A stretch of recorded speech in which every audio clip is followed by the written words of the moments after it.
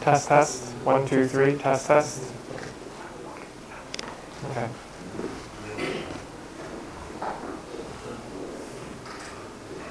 Okay, welcome back. So this class we're going to talk about a way of parallelizing the computation of incomplete factorization. In last class we looked at how incomplete factorizations are computed using the Gaussian elimination process.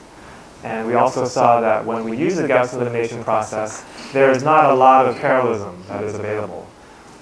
We showed a simple example where we used a 3x4 mesh, a matrix coming from a 3x4 mesh, and we saw that the mesh could be divided into a number of wavefronts, which are processed sequentially, and there exists some parallelism which is reducing the, or eliminating the columns, rows or columns corresponding to the vertices in one wavefront. But as I said, the wavefronts need to be processed sequentially. Okay, so this is going to be another approach for computing an incomplete factorization. And it is something that I have been working on. And it is something that I also wanted to present near the beginning of our lectures. So in case that you're interested in it, we can maybe have some continued discussions in the remainder of the time, in the remainder of the 2.5 weeks now that I'll be here. Okay, so without further ado, what we're going to do is use the property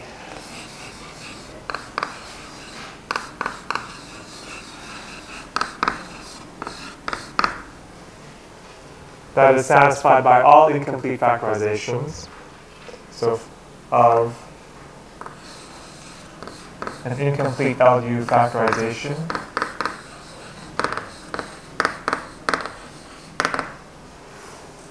that if you take the incomplete factors L and U and you multiply them together, the ijth entry in this matrix is exactly equal to the ijth entry of the original matrix. If ij is an element of the sparsity pattern, in other words, it is allowed to be non-zero, right? So S was defined last time. Okay. So if we have an S and we use the Gaussian elimination process that we defined last time, then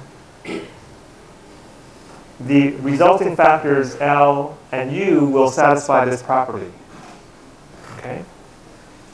So conversely, if we have an L and U that satisfies this property, then these L's and U's could have been computed by a Gaussian elimination process, a truncated Gaussian elimination process. So it doesn't matter how we come up with this L and U. We just want to find it somehow. And the idea is that we're going to treat the values in L, the non-zero values in L and U as unknowns, as variables that we're going to try to solve, for. And we're going to treat this property as a set of constraints. Okay?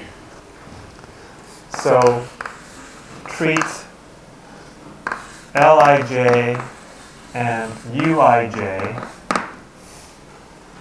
for ij in S as unknowns that we want to find. Okay? And we're going to solve for them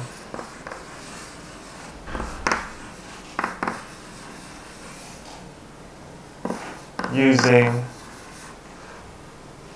constraints. So using these constraints, and I'm just going to rewrite it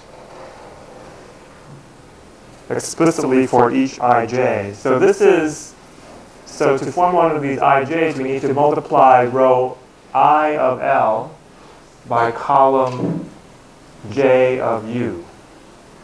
Right?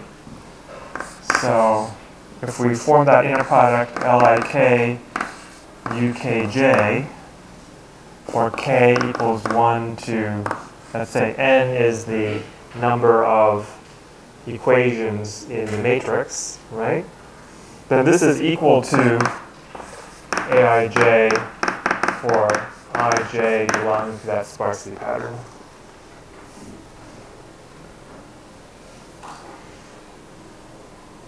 Okay?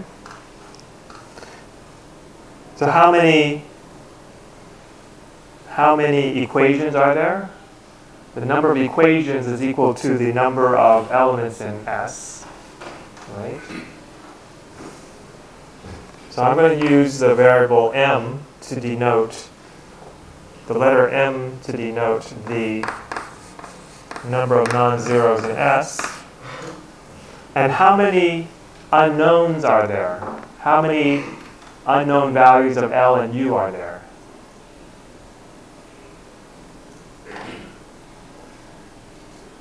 There's actually exactly equal to m of them as well.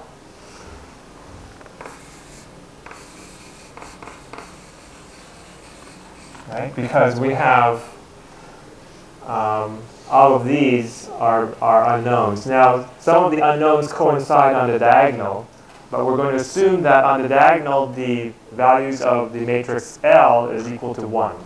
So that's the normalization that we're going to use for the Gaussian elimination factorization. So there are m unknowns, and there are also m constraint equations.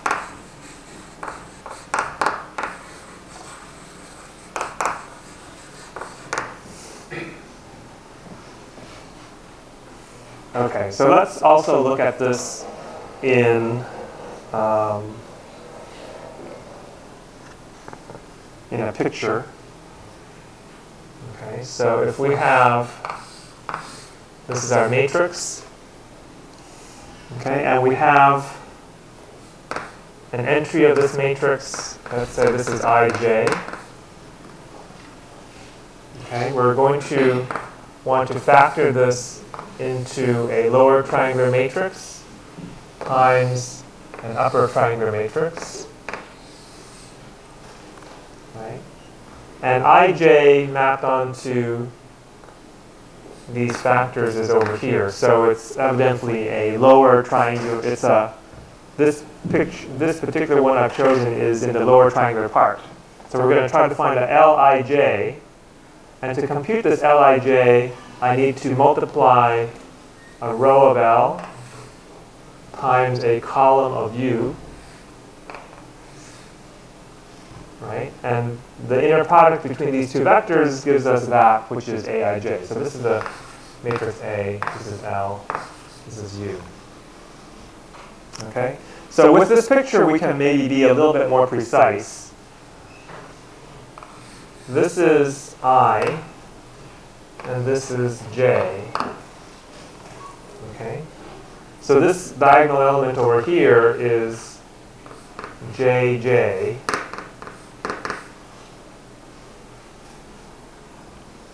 Okay? So you notice that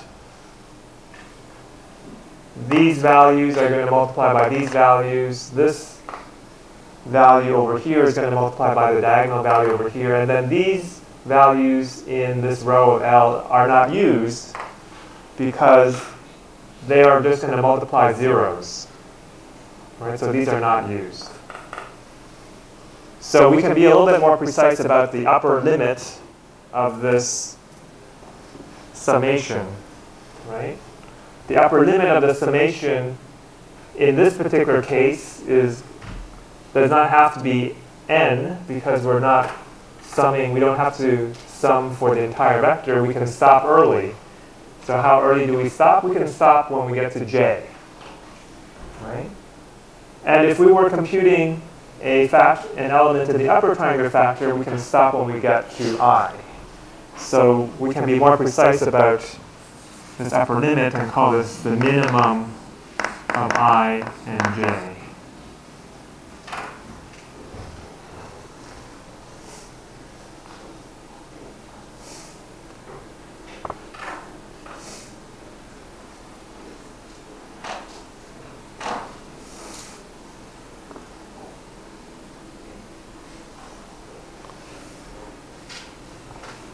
Another thing to notice that in the constraint,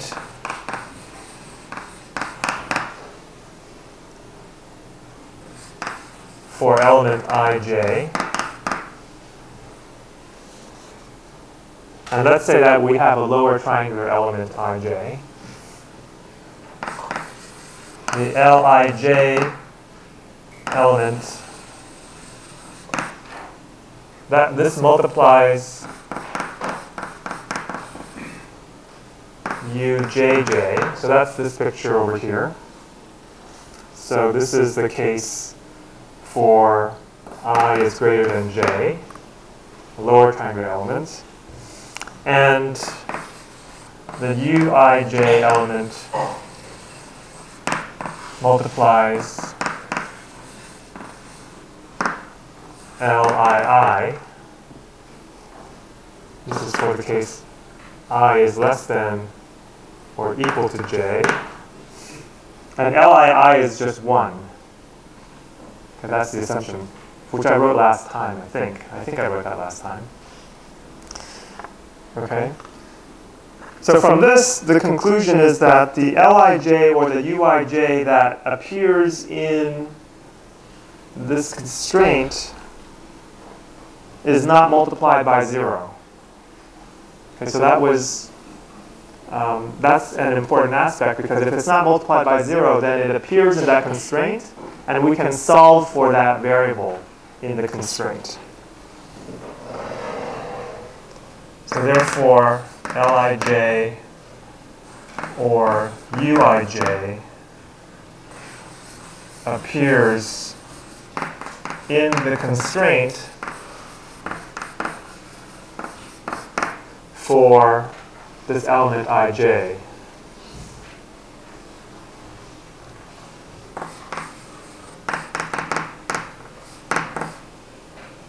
So in other words, it is not multiplied by 0.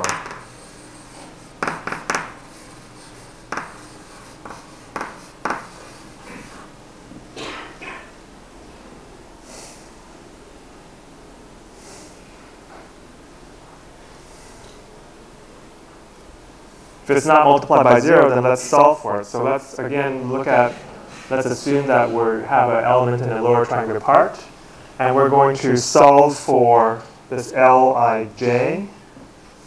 Right? So Lij is equal to this sum, and it's multiplied by Ujj. So I need to actually divide by Ujj before the sum.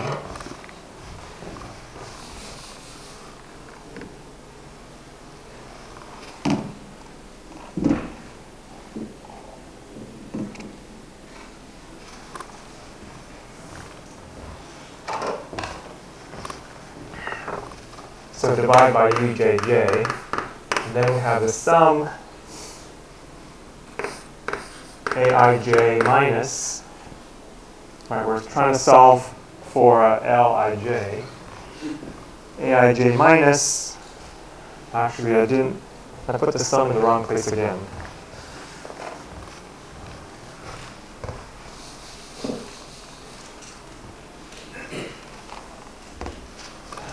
All right. So what I'm just trying to do is rearrange this, right? Aij minus the sum Lik ukj, and the limit goes from k equals 1 to the minimum of I and j, but we're talking about a lower triangular part. So this is going to be j, but it's going to be j minus 1 because I've taken out the Lij, the last one that multiplies ujj. Okay?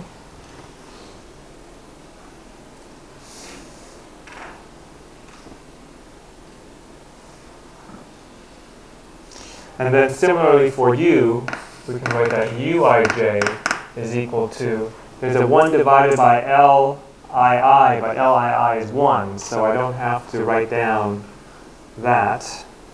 So this is simply Aij minus the sum Lik ukj from k equals 1 to I minus 1. Okay?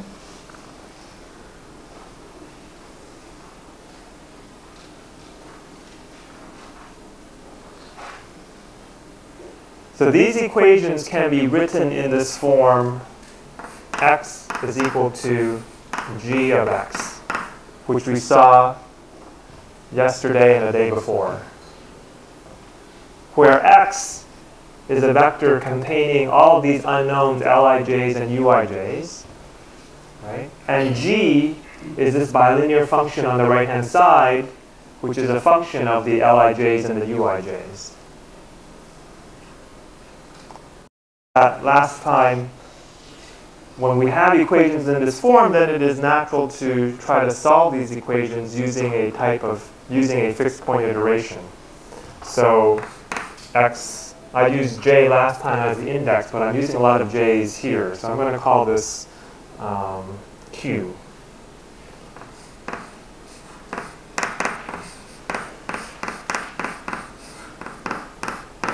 Okay, so this is a fixed point iteration.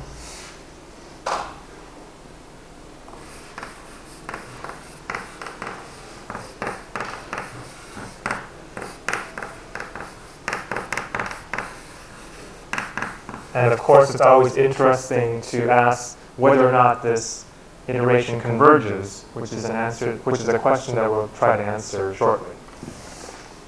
Okay? So there are some pros and cons of this method that I want to point out.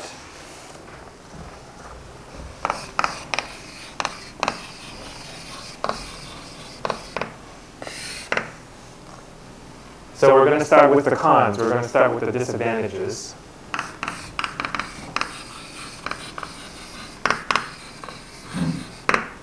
And maybe some of them are obvious. The first one is that we want to solve m nonlinear equations. But m is much larger than n. The original number of nonlinear equations linear equations that we wanted to solve when we're trying to construct the incomplete factorization as a preconditioner for n equations. So the first disadvantage, more equations to solve than original equations.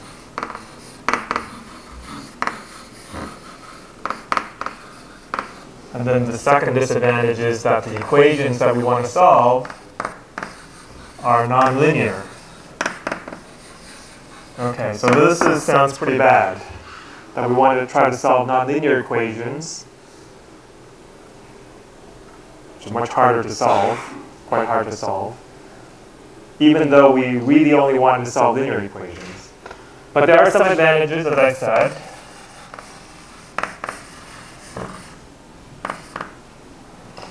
The first one is that you don't need to solve the nonlinear equations exactly, because you are only trying to compute an approximate factorization anyways, right? This is an approximation to the exact LU factors. And we only want an approximation to use as a preconditioner. So there's no reason to try to compute these exactly,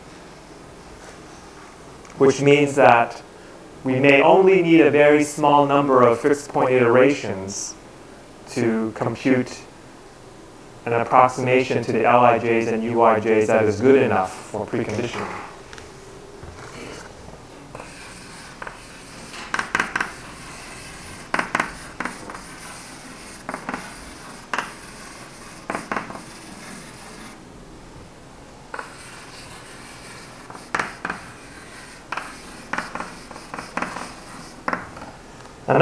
Another advantage is that this method provides a way to update an existing factorization.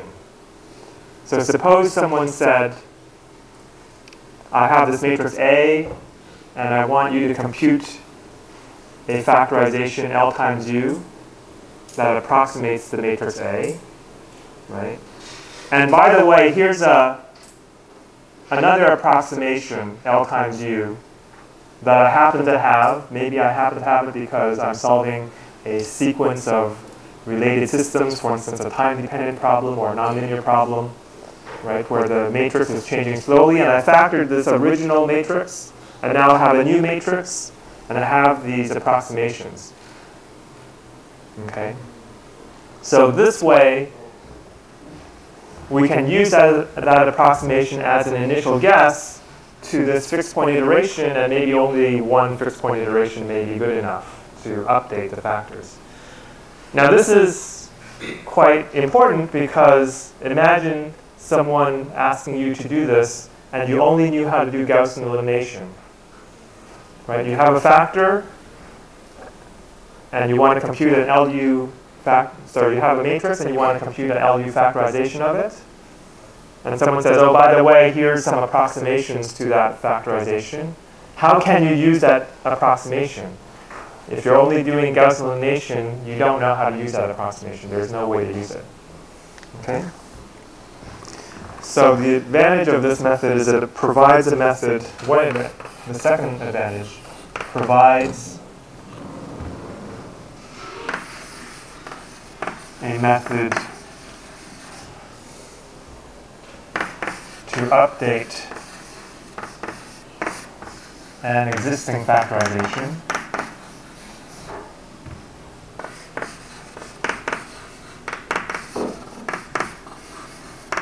And I want to mention a third advantage, which should be obvious, is that this new method is highly parallel, meaning all of these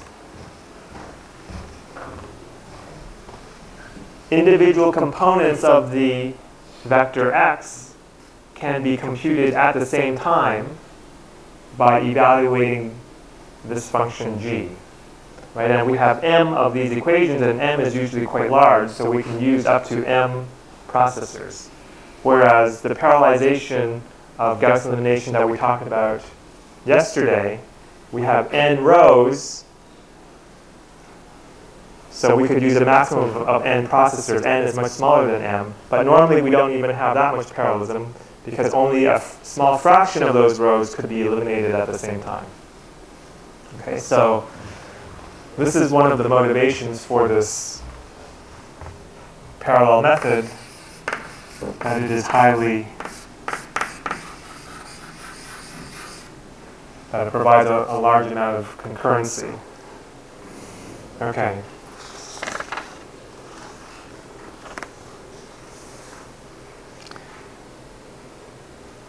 So an important question that we need to answer first is whether or not this method converges. And for fixed point iterations in the nonlinear case, we're really asking whether or not the function g is a contraction.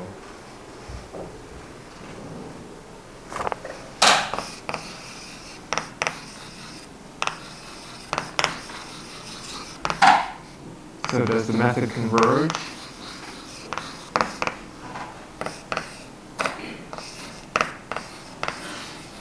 Or alternatively, is g a contraction?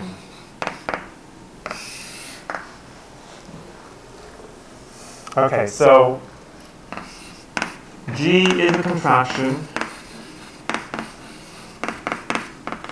So we talked about p contractions 2 days ago. this is actually much simpler than that because we're only going to apply them to these nonlinear equations. So this part you may have studied before, for sure. So G is a contraction on a domain, a subset of Rm. So G is, of course, mapping from Rm to Rm. If there is a constant, I'll call it alpha, that's less than 1, such that the norm of G evaluated at x minus the norm of G evaluated at y, where x and y are in the domain D, is less than or equal to alpha times the norm of x minus y.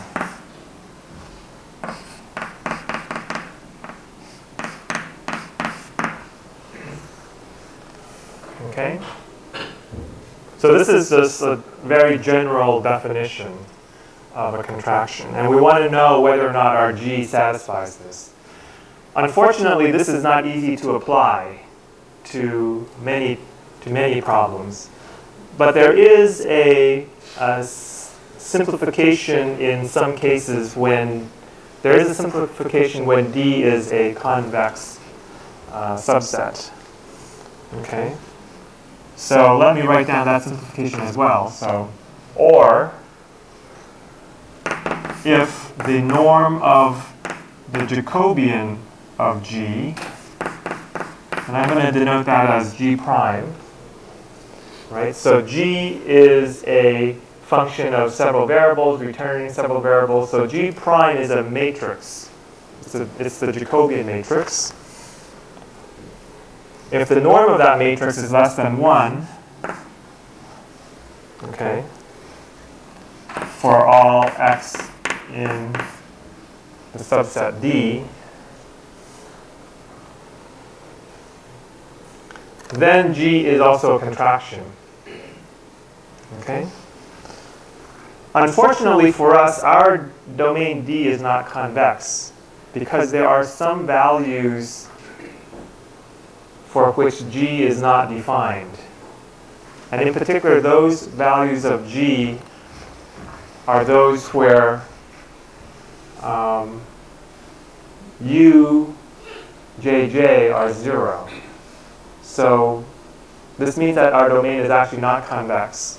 However, if we look at the value of the Jacobian of G at all the other points, it's still suggestive of whether or not this method is going to converge. Okay, so we're going to do that instead. Okay, so you know that you want this norm to be small, and you know there's very strong analogies to the scalar case. For instance, you have a scalar nonlinear equation, and you're trying to solve it by a fixed point iteration. If the derivative, right, of that function is small, right, especially near the solution, then the fixed point iteration will converge faster. So here we're saying, well, this is basically the size of the derivative, and we want this derivative to be small for convergence to be fast, right? So what we're particularly interested in is looking at this Jacobian and saying for fast convergence,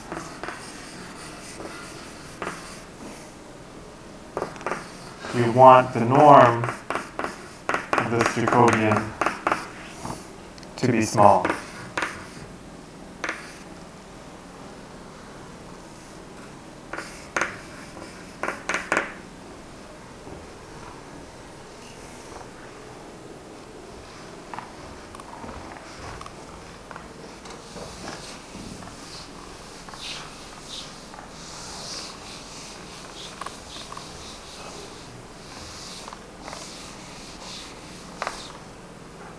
Okay, so now we want to ask,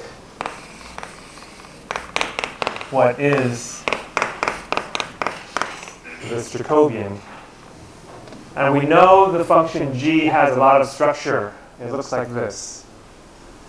Okay, so based on what we know about G, we can say quite a bit about what the Jacobian looks like.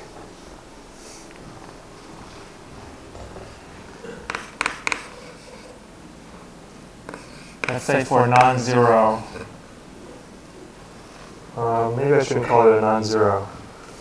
For an ij in the lower triangular part L, in the lower triangular part of the matrix. Okay, so there in the, well, here's the function G. The function G has two types of equations in it. One type is associated with lower triangular factors, and those functions look like this. And one type of equations is associated with upper triangular entries in the upper triangular factor, and those equations look like this.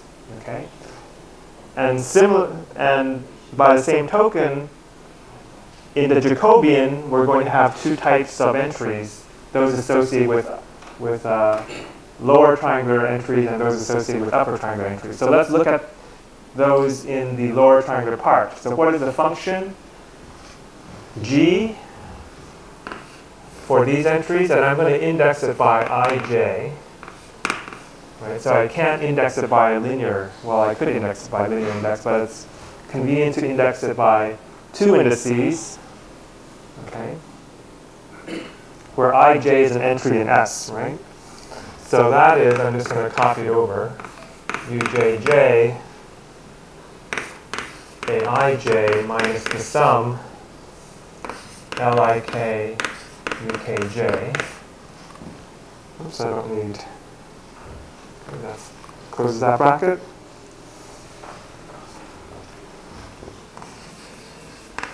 The non-zero entries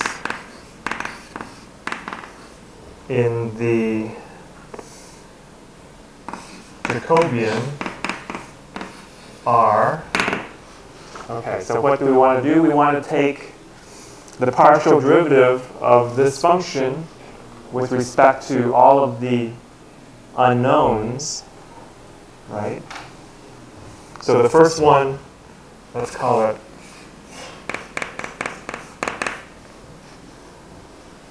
die g of ij, that's of that guy. And let's say we have a general unknown. I'm going to call it ukj. And I'm abusing notation here. ukj is not here does not represent a constant. It just represents a function. Right? This thing is a function of L and U, where L is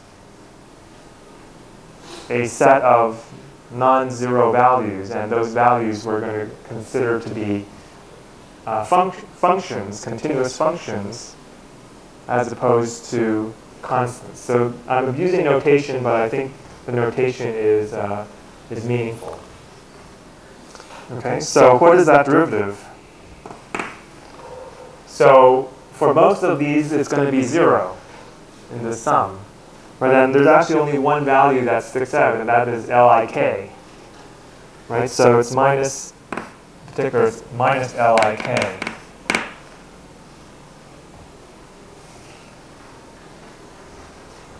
And also, we can take a derivative with respect to lik. Okay, and most of them are 0, except most of these terms in the function are going to go to 0, except for uk, except for, actually I made a little mistake. Can someone find a mistake? Pretty simple mistake. I just need to divide by the ujj.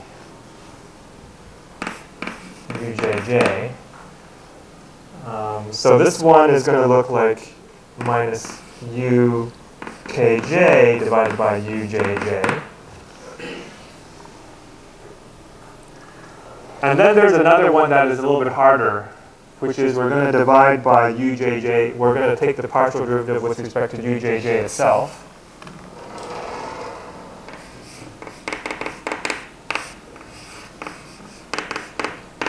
Okay. So here, it's 1 over ujj squared times aij minus the sum lik ukj. And this goes from k equals 1 to j minus 1. Okay, so we have, for these types of entries, partial values in the Jacobian that look like this. Okay?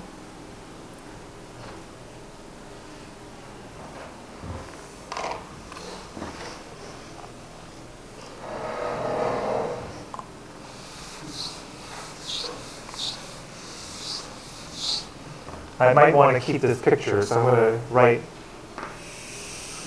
below it. And then similarly, you can find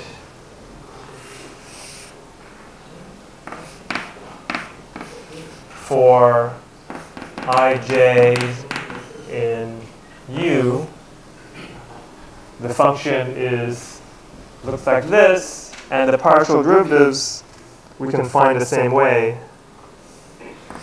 Die g ij, die L k. This is the one that's equal to minus ukj. Okay, without the divide ujj. And die g by j over die ukj. This is equal to minus lik. Okay. So now we have all of the entries in the Jacobian. And remember, we want to answer the question, what is the norm of the Jacobian and whether it is small? Well, we want it to be small. The question is it small?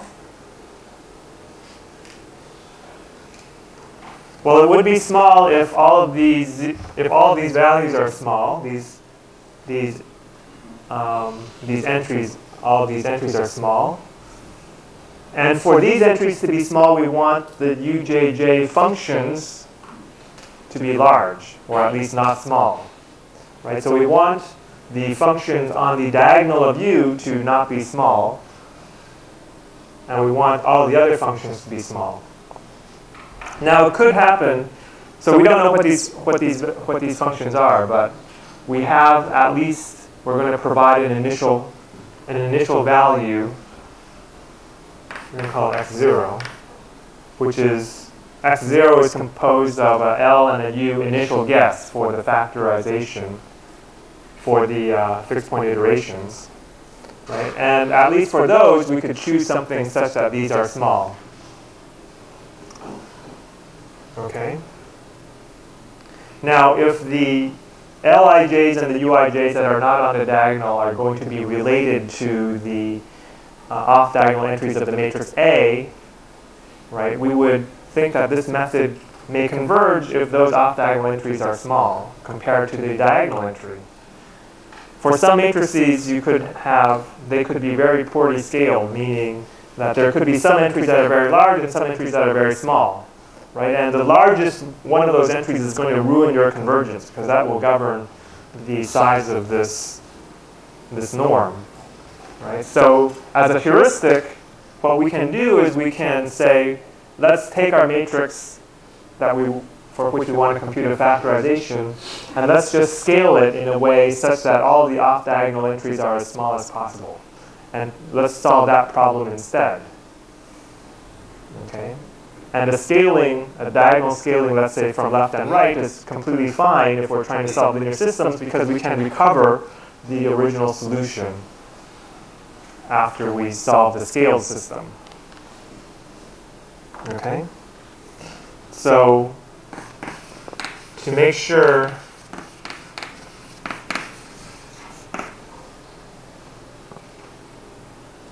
that these entries are small, let's say uniformly small, and these meaning the off-diagonal entries,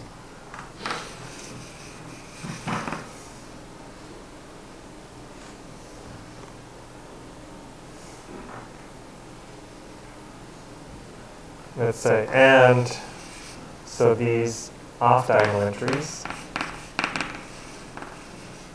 and the UJJs are relatively large,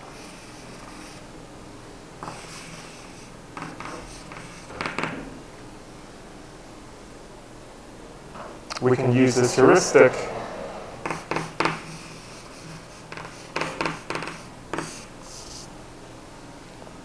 which is to say to scale this matrix A, and I like to scale things symmetrically,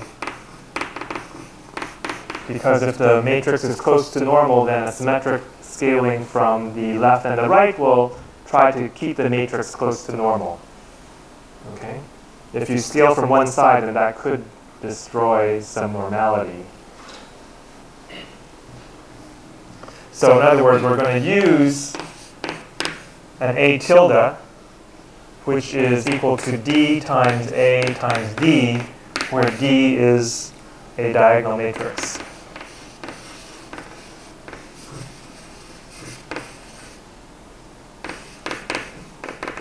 And the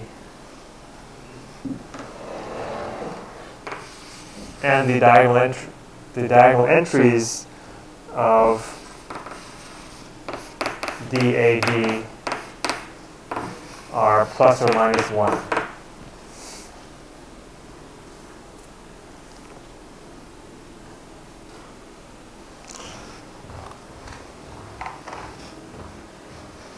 Okay, so we can't obviously control too much the norm of the Jacobian, but we could try to at least do some things to make sure that it is not too.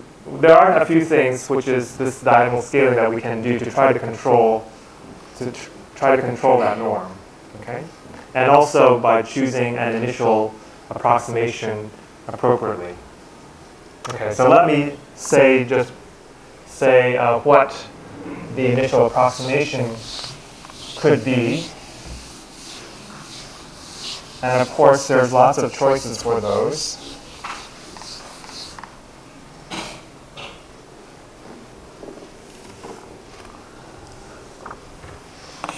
So an initial guess for L and U.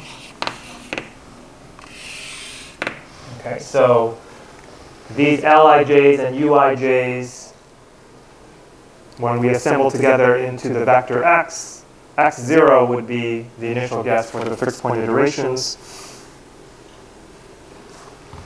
So Lij, the initial guess, one choice is to use the lower triangular part of the matrix A after it has been scaled. So A has diagonal values of all 1 or minus 1, right? And if we have a symmetric positive definite, problem, then the diagonal values of A are all 1, which matches what we want from our factorization, right? That L has values of all 1s on the diagonal. And then for Uij, we do the same thing. It's the upper triangular part of the matrix A.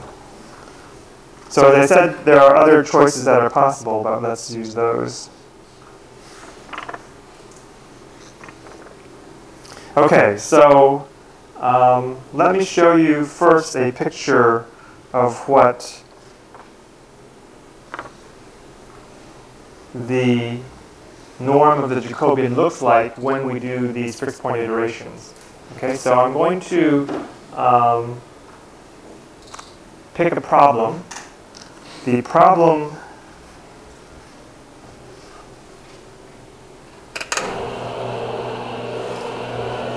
I did not write down, but it's probably on my slides.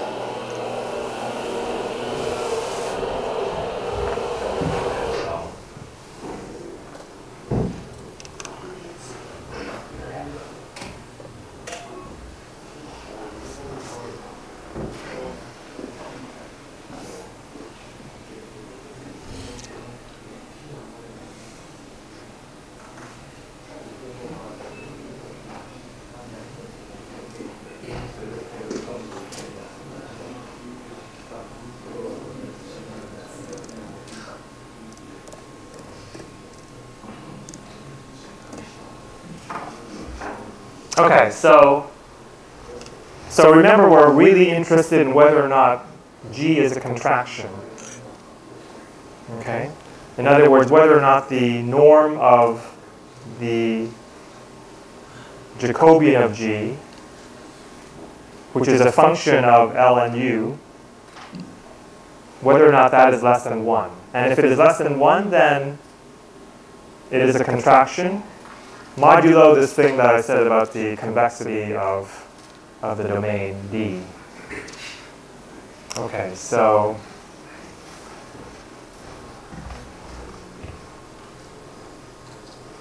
I'm not sure I can fix that. Okay, so what I've done is I've chosen a matrix. Actually, I've chosen two matrices. I've taken the Laplacian and I've discretized it using finite differences in 2D a 5-point Laplacian and in 3D a 7-point Laplacian, right? And it turns out that the one norm of the Jacobian is easy to compute, right? If it's a very large problem. Okay.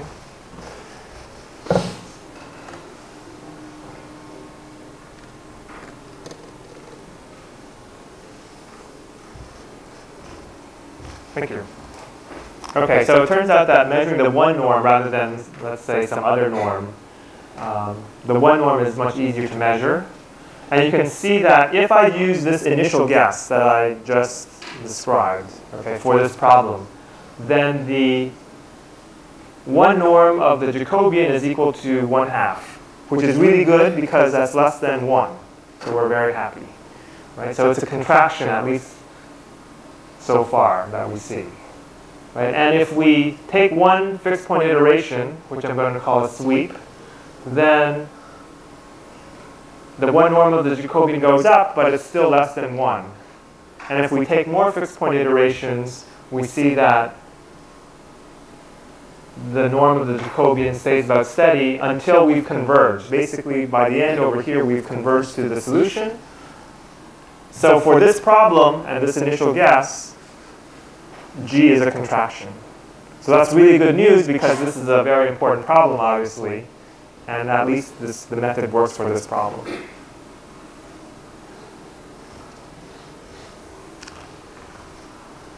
I have a VGA connector if that will help. Or it's almost working.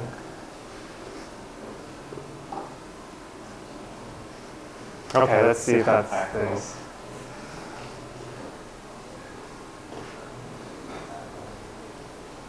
Okay.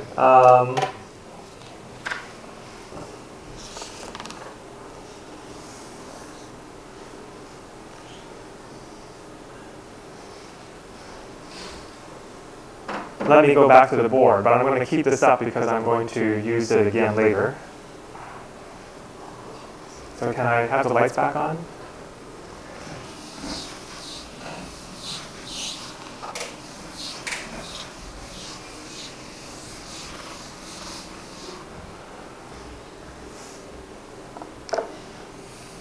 Now there's some additional structure in the Jacobian that I want to discuss now. And that's also going to be important for later on. And that is some data dependencies that we have.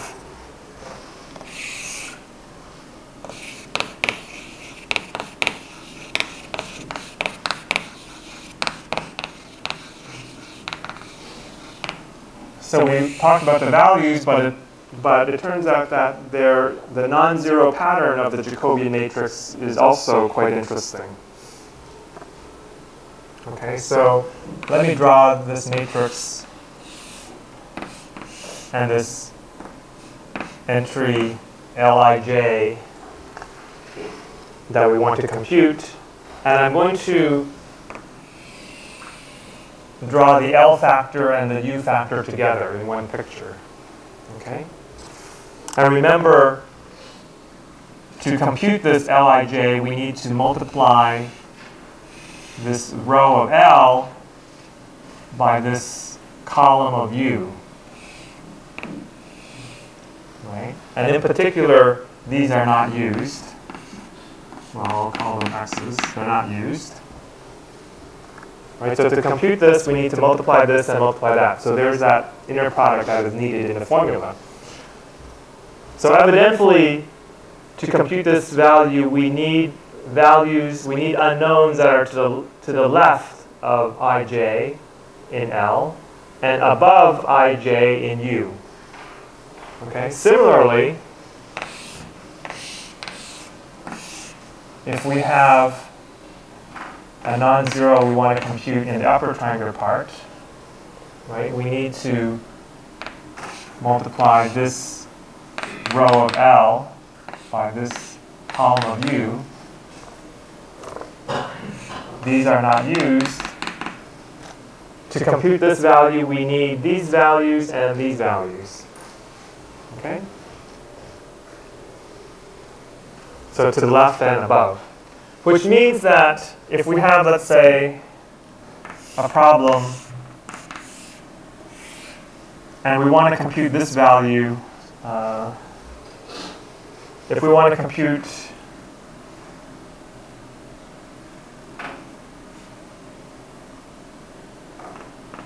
this value first, right? If we want to compute this value first, this depends on values to the left and above, but there are no unknown values to the left and above, meaning we know how to compute this immediately. It doesn't depend on any other unknowns, right? And then if we compute this one next, it depends on above, nothing's above, but it depends on what's to the left. We just computed this. So we know, so we can get an exact value over here. And similarly, if we go across in order, and if we compute these things sequentially, one at a time, then we can compute all the Lij's and Uij's in one sweep exactly. Okay? And this is exactly what Gaussian elimination does, but not parallel, right? This is computing it and then updating the right-hand side values, computing the next one, updating, computing the next one. So if you decide to do it one at a time, then we get the Lij's and Uij's exactly without having to do a fixed point iteration type of procedure. Okay, so let's write some of that down. The formula for unknown Ij depends on unknowns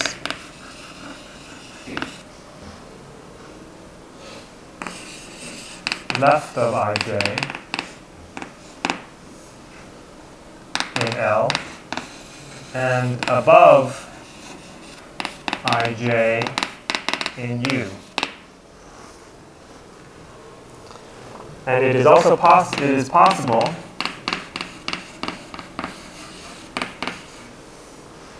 to compute the unknowns in a given order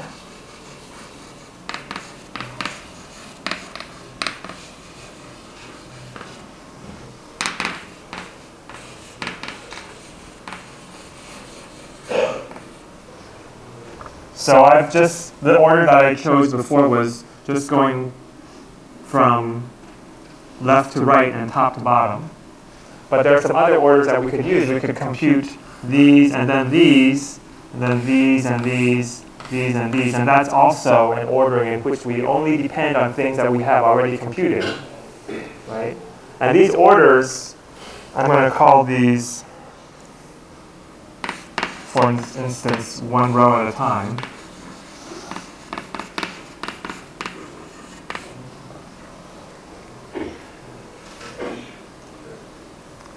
So we compute the unknowns in a given order, one at a time,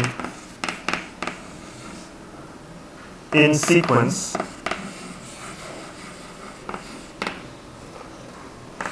to obtain the exact solution.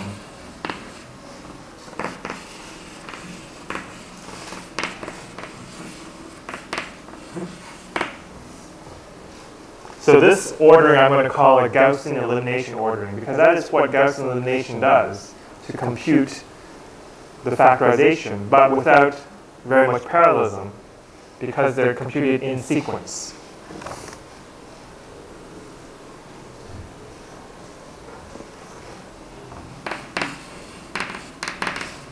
So this is what is done in Gaussian elimination, but it is not parallel.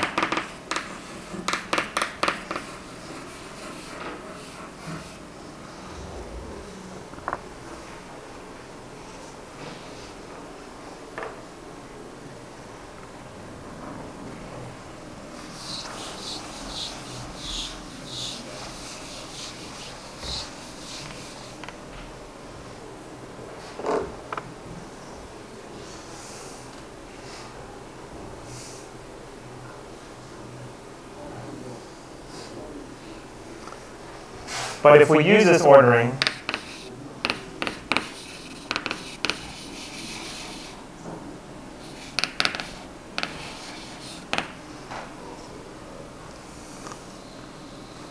if we look at our original equations, x is equal to g of x, this has a particular form.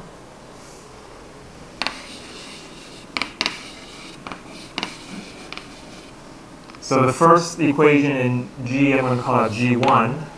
Right? So x1 is equal to G1. So this is an Lij, Uij, right, in that corner. It's just equal to G1. It doesn't depend on anything else. And then x2 is G2, and it only depends on x1, let's say. And x3 is G3, which depend on x1 and x2, previously computed values, x4, g4, x1, x2, x3, and you get the idea all the way up to xm. We have g of m depends on x1 all the way up to xm minus 1. Right? We have m equations. Right? So the function g in this Gaussian elimination ordering has this triangular form, which means that the Jacobian of g is a matrix that has a lower triangular sparsity pattern.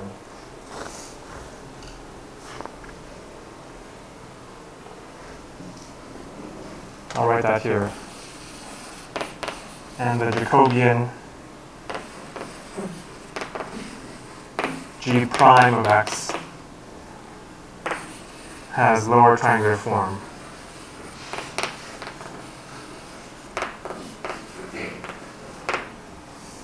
Okay?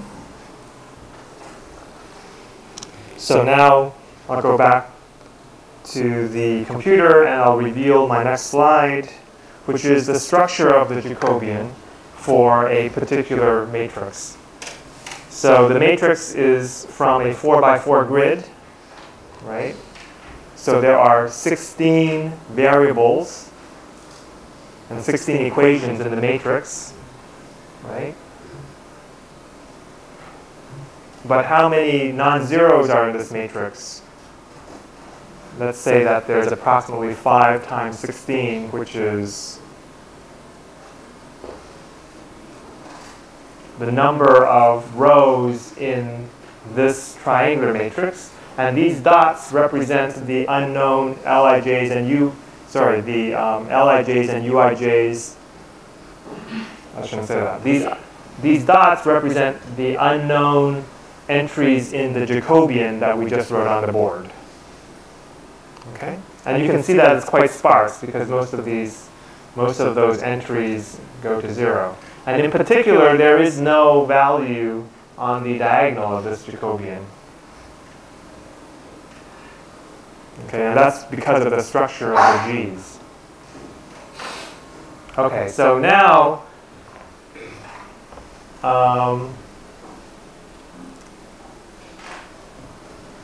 let's consider what happens if we want to perform a fixed point iteration with a G that is in this triangular form. Okay.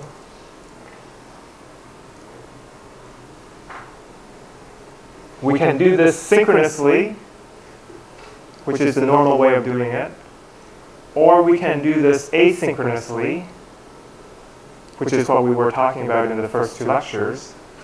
And suppose that we have m of these equations, but we have p processors, where p is less than m. And this is what we called over decomposition yesterday. In other words, we have more pieces of work than we have processors. And suppose that the work is dynamically assigned to the processors when they are idle. Okay? So it means suppose that we have 2 processors or even 2 threads, if in the shared memory case. The 2 are going to work on these 2 equations, and the work is going to be dynamically allocated in Gaussian elimination order, meaning that this is triangular. So these will be updated first, and then by the time x3 will be updated, it will be able to use newer values of x1 and x2.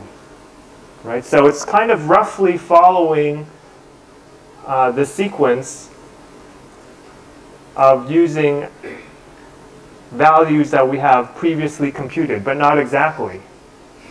Okay? And by dynamically assigning the work in this order, we can possibly accelerate the convergence of the fixed point iteration compared to not using this order, and compared to performing the fixed point iteration in a completely synchronous fashion. Okay? So this structure, this triangular structure, makes solving these nonlinear equations actually much easier in some sense than if we were solving completely general nonlinear equations. Okay? So now let's take a look at how this actually works on a Laplacian problem. And what I'm doing is I'm going to measure 2 things. So I have a matrix that comes from, it could be any matrix, and I'm going to measure for my L and U that's being computed by a fixed point iteration now. I can measure the nonlinear residual norm, meaning I'm going to measure over the sparsity pattern S. I'm going to only look at entries in the sparsity pattern S of this matrix. Right? So this, we want to go to 0. If it goes to 0, that means that we have solved the nonlinear equations. This is just the residual of the nonlinear equations. And we can also look at this thing called the ILU residual, which says how good is the LU factors as a preconditioner, which very roughly it says that. Okay? And if we take this Laplacian problem, okay, this is the nonlinear residual that I just showed you. This is on the x-axis as we're increasing the number of fixed point iterations. You can see that the residual norm goes down, right, which is exactly what we wanted to see. So this is good, meaning that it converges. For this problem, we knew that that was going to happen because I already showed you that it was a contraction. Okay, and if we look at the ILU residual norm, it goes down and then it is steady, meaning that we're not making a lot more improvement, but we're able to get to this stage after a very small number of sweeps. And these are for Laplacians of this size. For this problem, because we're measuring the one norm, it actually is independent of the size of the Laplacians. So for any grid size, 2D or 3D, we get these results. Okay, so now let's look at what the results look like for a larger and more general problem. So this is a 2D finite element Laplacian now, using some ordering of the matrix that is good for incomplete factorizations. And this was computed using 240 threads of the Intel KNC, Intel Xeon Phi KNC. Okay, and just look at maybe this first panel, which corresponds to a specific sparsity pattern S, right? And these are increasing number of sweeps. 0 just means using the initial guess. IC means using the incomplete Kleski factors computed using Gaussian elimination, right? So this is like the gold standard in some case, but not parallel, right? And we can see that, and if we use these as preconditioners, this is the number of iterations that we need for the conjugate gradient method. So this is the best measure. Actually, we should have timings as well, which you'll see in a moment, but this is the best measure for how well things are working, right? So for incomplete Kleski, we require 297 iterations, but you can see that after a very small number of these fixed point iteration sweeps, we get something that is very close. But at the same time, the nonlinear residual is not 0. We haven't solved the nonlinear equations exactly. We've only solved them approximately, right? And then the ILU residual has more or less become steady. Okay? So I have some more results, which I may show. Okay, so here's the increasing number of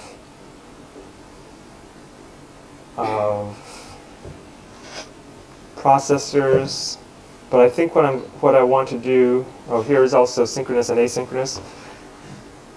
But because we're running out of time, I want to also show you, so I'll show you these results next time. But I want to show you an example of how you could compute these factorizations using some code. And if you go to the short course files,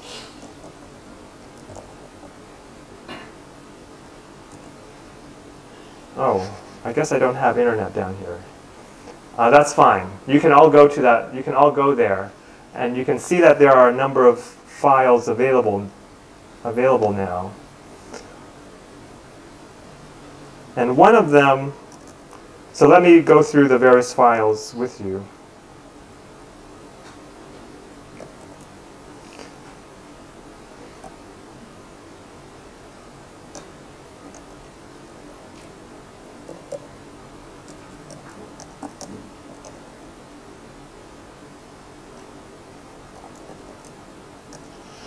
Okay, so this first one is called par ILU, which stands for parallel ILU, and then ref means this is a reference code, right? So it's a MATLAB code, so it's not intended to be completely efficient, and also it only uses synchronous computations of the for evaluating the function g, and that's because in MATLAB I can't do it asynchronously. I could try to simulate it like we did yesterday, but that would be quite complicated. Actually, it could be an interesting project for someone. So what are the parameters? You give it the matrix A that you want, and you give it the approximate, you give it the initial guesses for L and U that you want, right? And these initial guesses L and U should have a sparsity pattern, have the sparsity pattern same as the sparsity pattern that you desire of the computed factors. Okay? And then this is the number of fixed point iteration sweeps that you want to perform.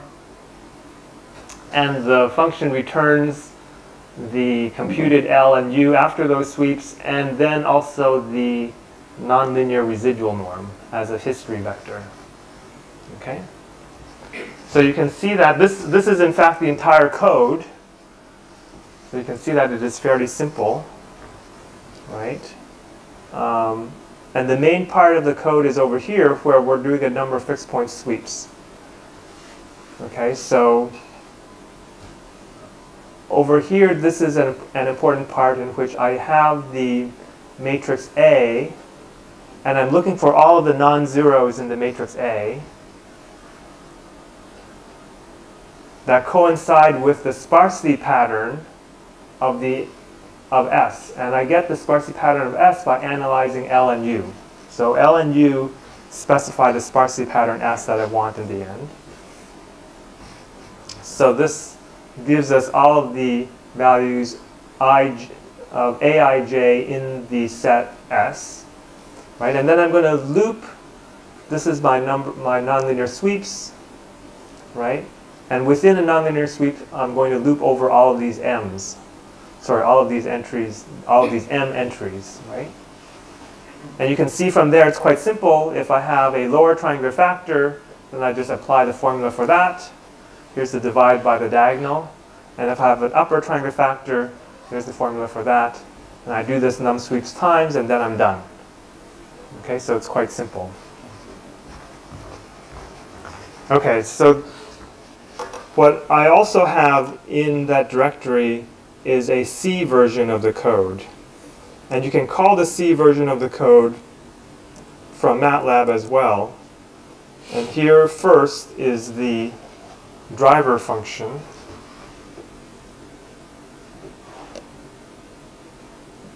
Okay, so it looks exactly the same as before. Well, almost exactly the same as before. You pass it A, you pass it L and U, and then there's a flag that you can that is used to specify whether you want to use synchronous or asynchronous evaluation of the function g, right? You pass in the number of sweeps that you want, and you also pass in the number of threads that you want to use on your computer, right? Okay, and then what it does is it calls these C functions. One is the synchronous and one is the asynchronous versions, right? And after it has extracted the appropriate elements of the matrix A and passes it in. So now let's look at the C function.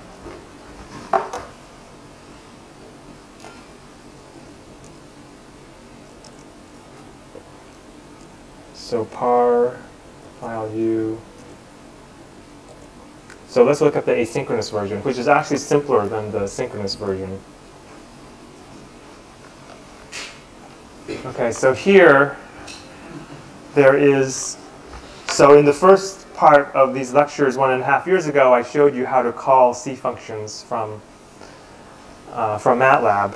And I mentioned that there is a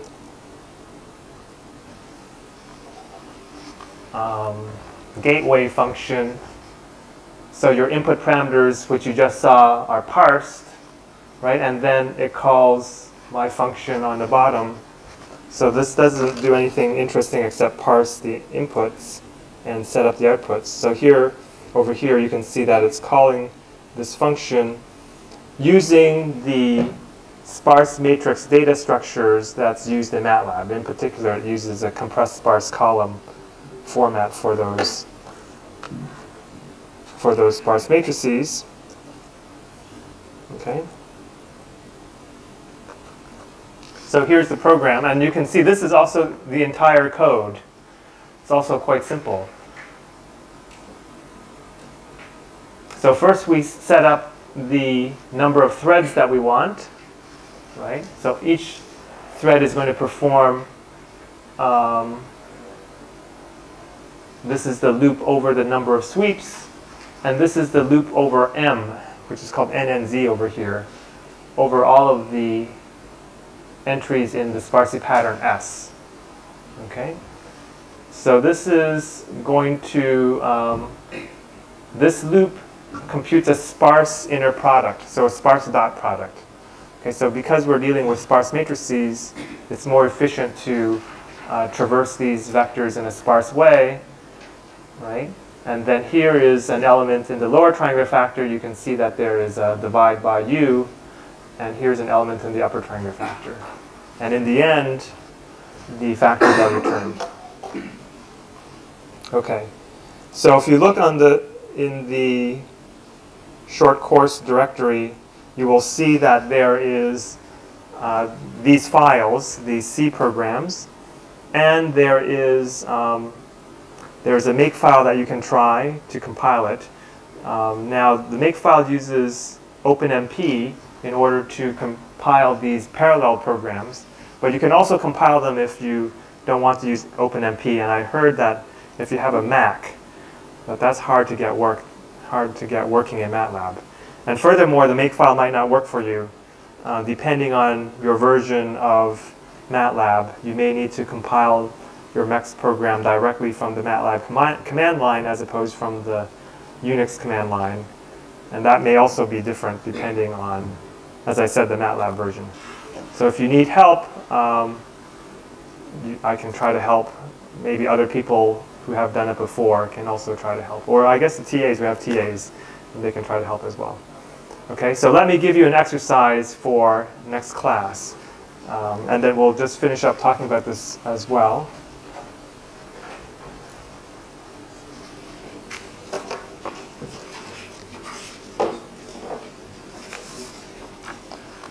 So what I've talked about so far is a very general form for assuming nothing about A, but often we might have a problem in which the matrix A is symmetric and positive definite, in which case we would be interested in computing an incomplete Cholesky factor rather than an incomplete LU factor.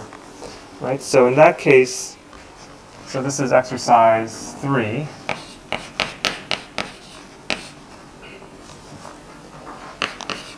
We want to derive the method. So derive x equals g of x for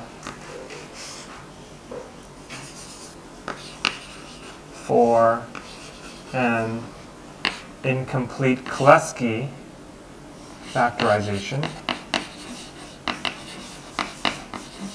meaning L times L transpose is approximately equal to A, and you only need to compute L.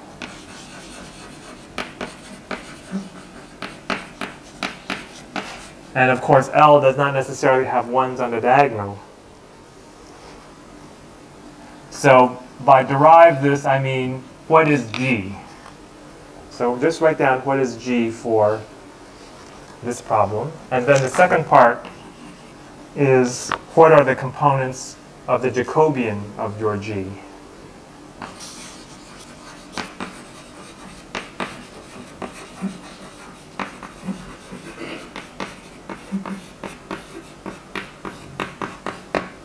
Okay. All right. I did not provide code for symmetric versions, but I do have them and I can provide them to you, but I didn't want to give them to you yet because I wanted you to at least do this exercise without seeing what the answer is. All right, see you tomorrow.